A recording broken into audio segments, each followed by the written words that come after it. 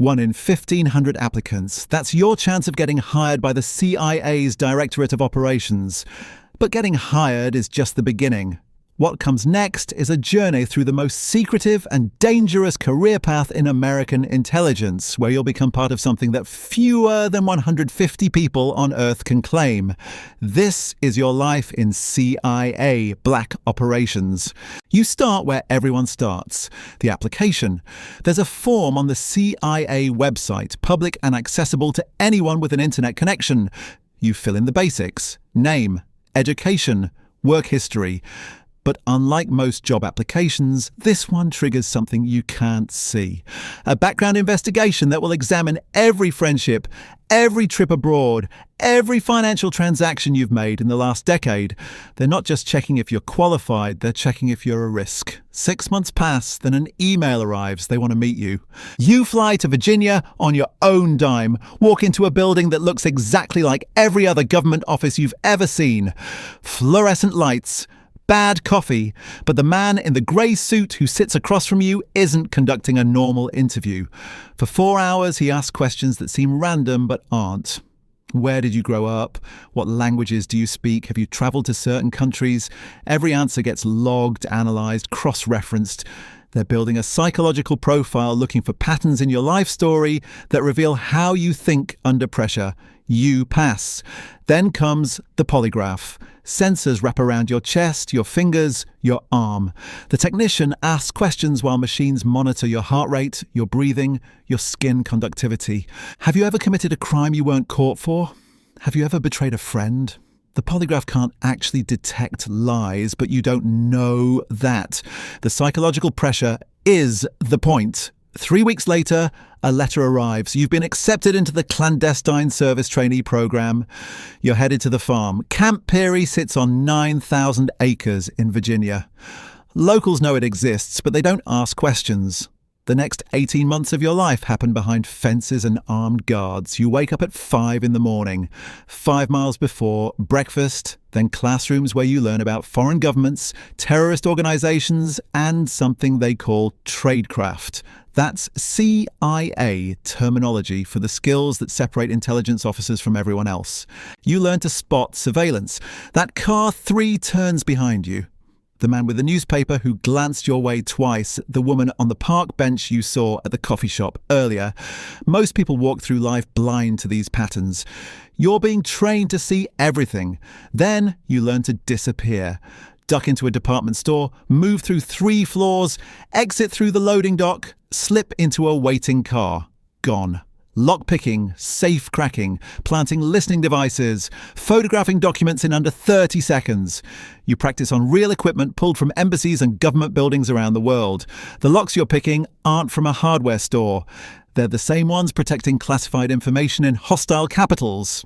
But the technical skills are just foundation. The real training focuses on people, recruiting assets, which is their sanitized term for convincing someone to betray their country.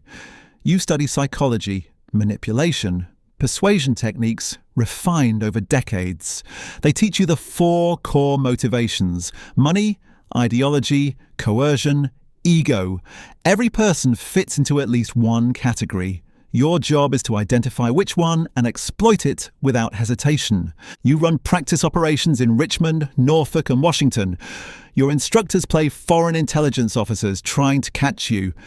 Get caught, you fail the exercise. Fail too many exercises, you're out. The washout rate hovers around 40%. Some people crack under pressure, others can't handle the constant deception. Some discover they're too moral for this kind of work. The ones who make it aren't necessarily the smartest or strongest. They're the ones who can think 3 steps ahead while someone's screaming in their face. The ones who can lie convincingly to anyone, including themselves. The ones who can compartmentalize, who can do things that would haunt most people, then go home and eat dinner like nothing happened. You graduate in the top 15% of your class. They hand you a badge and a cover identity. You are now a CIA operations officer, but you're not going to be recruiting assets in European capitals or attending diplomatic functions. Your performance caught someone's attention, someone who works in a unit that most CIA employees don't even know exists. The Special Activities Center. SAC operates under a Latin motto, tertia optio, the third option. When diplomacy fails and military action is too visible, SAC provides the alternative that officially never happens. Within SAC, there's an even more exclusive unit, the Special Operations Group. Only 100 to 150 operators at any given time. They're looking for people with your profile, but there's a problem. You don't have what they need yet. You need 8 years of military special operations experience first, not regular military. Tier 1 units like Delta Force or SEAL Team 6. Tier 2 units like Green Berets or Marine Special Operations. Multiple combat tours, leadership positions, a proven record of making life and death decisions in the worst conditions imaginable. You leave the CIA, not permanently, temporarily. You join the Army Special Forces selection, Green Berets. The CIA doesn't advertise this pipeline, but it exists. They need operators who can do what conventional intelligence officers can't. So they send promising candidates into the military with one instruction: get to the top. Special Forces assessment is 3 weeks of hell designed to break you. Rucking 18 miles with 80 pounds on your back. Land navigation through swamps at 2 in the morning with nothing but a compass and a map. Sleep deprivation, constant physical stress, psychological pressure. They're not testing your strength. They're testing whether you quit. You don't. 2 years of training follows. Small unit tactics, weapons, demolitions, combat medicine, foreign languages, unconventional warfare. You learn to work with indigenous forces, to train foreign fighters, to operate in environments where there's no backup coming. You deployed to Afghanistan, then Iraq, then back to Afghanistan. You're a team sergeant by your second tour, squad leader by your third. You make decisions that get people killed and decisions that keep people alive. Sometimes you can't tell which is which until years later. 8 years pass. You've been shot at more times than you can count. You've called in airstrikes on buildings where the wrong people might have been inside. You've kicked down doors in the middle of the night and zip-tied men in front of their families. You've carried wounded teammates to helicopters and written letters to parents explaining how their sons died doing something you can't describe in a place you can't name. Then you get a phone call. A number you don't recognize. A voice you haven't heard in 8 years asks if you're still interested. You are. You return to the CIA, but not to the career you left. You're going to the Special Activities Center. Ground Branch. The recruiters who approached you weren't random. Current Ground Branch operators recommended you. They'd been watching. They'd seen your performance in joint operations where CIA and military worked together. You didn't know you were being evaluated. You were. The selection process makes Special Forces assessment look gentle. They already know you can handle physical stress. Now they're testing whether you can handle operating completely alone in denied territory where capture means death and no one's coming to save you. So you spend a month in training facilities that don't appear on any map. Harvey Point, North Carolina. The Point, as operators call it. It's where they teach you the skills that separate Ground Branch from every other special operations unit. You learn to operate under non-official cover, no uniform, no identification, nothing connecting you to the United States government. If you're captured, America will deny you exist. You learn to build cover identities that can withstand hostile interrogation. You learn to recruit and run assets while conducting direct action missions. You're not just a shooter anymore. You're an intelligence officer who happens to be one of the most lethal operators on the planet. The training emphasizes self-sufficiency. Ground Branch teams operate in cells of 2 to 10 people, sometimes solo. No quick reaction force, no air support on standby, no extraction plan if things go wrong. You carry everything you need to survive, fight, and complete the mission.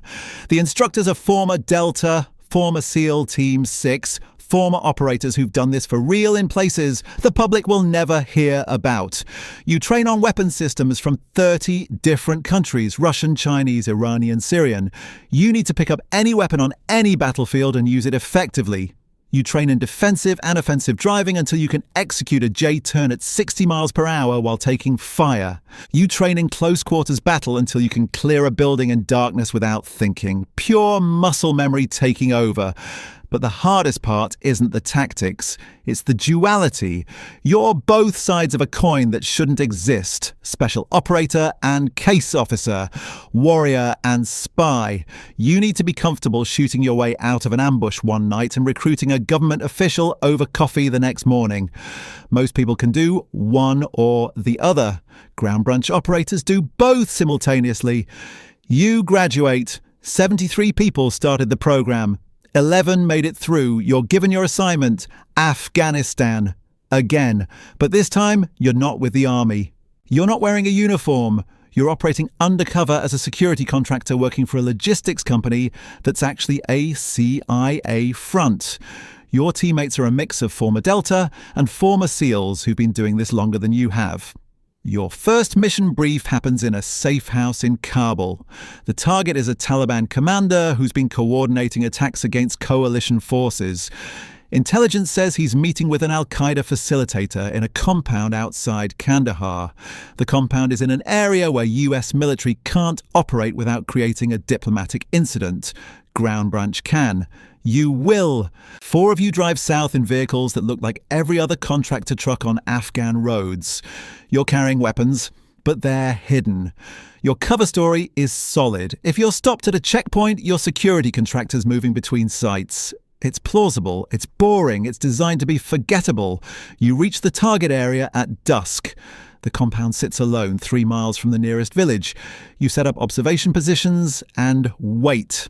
Intelligence was right. The target arrives after dark. You watch through night vision as he enters with 4 bodyguards. The decision point arrives. You can call in a drone strike. Clean, distant, no risk. Or you can go in and capture him.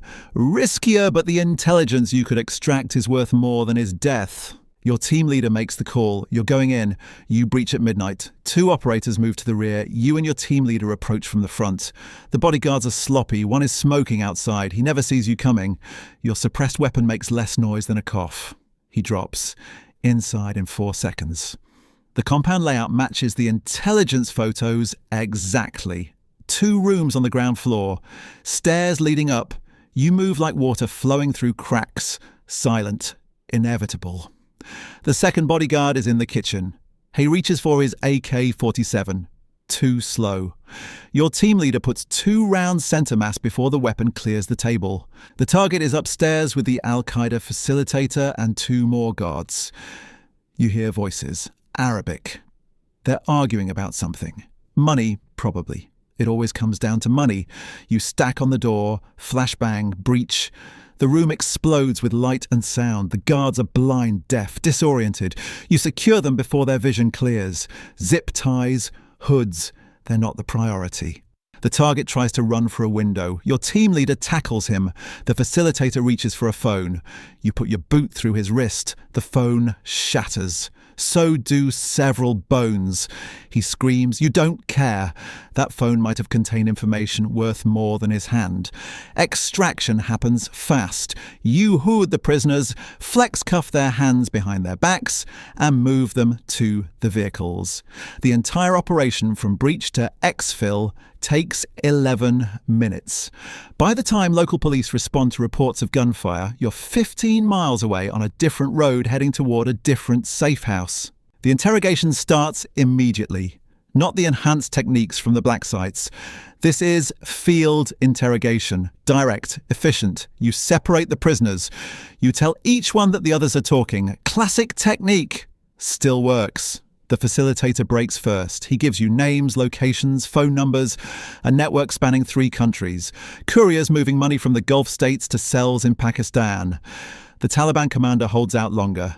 3 hours of questioning. Then you mention his family, not a threat, just information. You know where they live, you know his son's school, you know his wife's medical condition. He talks What he reveals changes your entire understanding of the network you've been hunting. This isn't just Taliban. This is something bigger. Iranian intelligence is funding operations through front companies in Dubai. The money flows through Hawala networks impossible to trace through traditional banking. The target you just captured is a node in a network that stretches from Tehran to Kabul to London. You send an encrypted report to Langley. The analysts light up. This is actionable intelligence. Within 48 hours, they've mapped the entire financial network. Within a week, JSOC is conducting raids based on information you extracted. 27 targets across 4 countries, 18 high-value individuals captured, 2 killed resisting arrest, millions in currency and weapons seized. Your operation never makes the news. The public hears about a successful counter-terrorism operation conducted by Afghan forces with coalition support. Your name appears in no reports. Your face appears in no photos. The Taliban commander and the facilitator disappear into the black site system. What happens to them after that isn't your concern. You run 12 more operations over the next 8 months. Some are direct action. Some are intelligence gathering. Some are training local forces who may or may not still be your allies in 6 months. Afghanistan is a revolving door of shifting allegiances. The man you're working with today might be shooting at you next year. You trust no one completely, not even the interpreters. One operation goes wrong. Bad intelligence. The compound you raid is full of civilians, not militants. Women and children screaming as you breach the door. You realize the mistake in 3 seconds. But 3 seconds is long enough for the damage. You withdraw immediately, but the harm is done.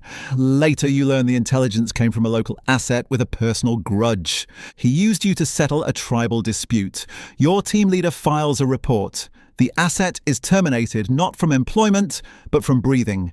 You never ask who pulled the trigger. You don't want to know. The moral weight accumulates every operation, every decision, every person you hurt or kill or ruin.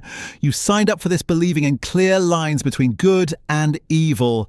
The reality is mud. Everything is compromise. Everyone has blood on their hands. The difference is whose blood and why. You're rotated back to Langley after 14 months. Your psychological evaluation flags some concerns. Nothing disqualifying, but enough that they pull you from active deployment. You spend 6 months training the next generation of ground branch operators. You teach them the tactics. You teach them the tradecraft. What you can't teach them is how to carry what comes after. Some will figure it out. Some will break. Some will become something else entirely. Something necessary, but not quite human anymore. You see yourself in their faces during training, eager, confident, certain they're ready for what's coming. They're not. Nobody ever is. But they'll learn, or they'll wash out, or they'll end up as another star on the wall at Langley.